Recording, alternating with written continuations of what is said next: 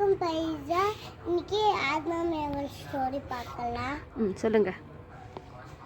ஒரு ஊர்ல ஏசப்பா இருந்தாராம். அவர்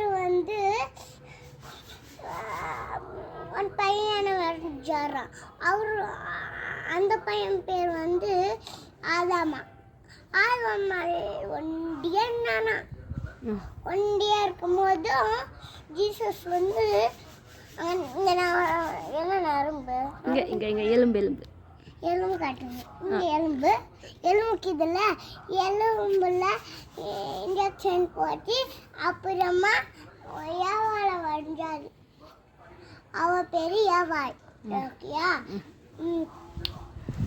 அப்போ ஏசப்பா சொன்னாரு, இங்கே கீரை எல்லா பழத்தையும் நீங்கள் சாப்பிடலாம், ஆனால் அங்கே ஒரு மரம் கீழே பாருங்க, அந்த பழத்தை மட்டும் நீங்கள் சாப்பிடக்கூடாதுன்னு சொன்னாரு. அப்புறமா ஒரு நாள் ஏவாளை துணி கசக்கின்னு ஜோர சொல்லுங்க. ஒரு ஊர்ல துணி கசக்கின்னு இருந்தா அது சொல்லுங்க. ஏவாள் துணி கசக்கிட்டு இருந்தா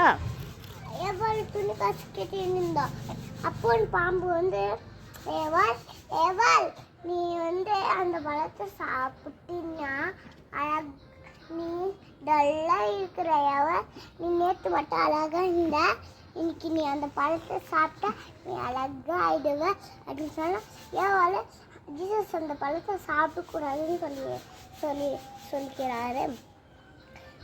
அப்போ ஜீசஸ் மாதிரி நீ அழகா ஆயிடுவ, அந்த மாதிரி உனக்கு புத்தி வந்துடும் அப்படின்னு சொல்லிட்டோன்னே ஏவாள் அந்த பழத்தை சாப்பிட்டு ஆதாம்கிட்ட போய் கொடுத்துட்டு சாப்பிட்டு 2 பேரும் தப்பு பண்ணிட்டு ஒழுங்கி நின்னாங்க. அப்போ ஏசப்பா கூப்பிட்டாரு அந்த ஆதாமி ஏவாளையும்.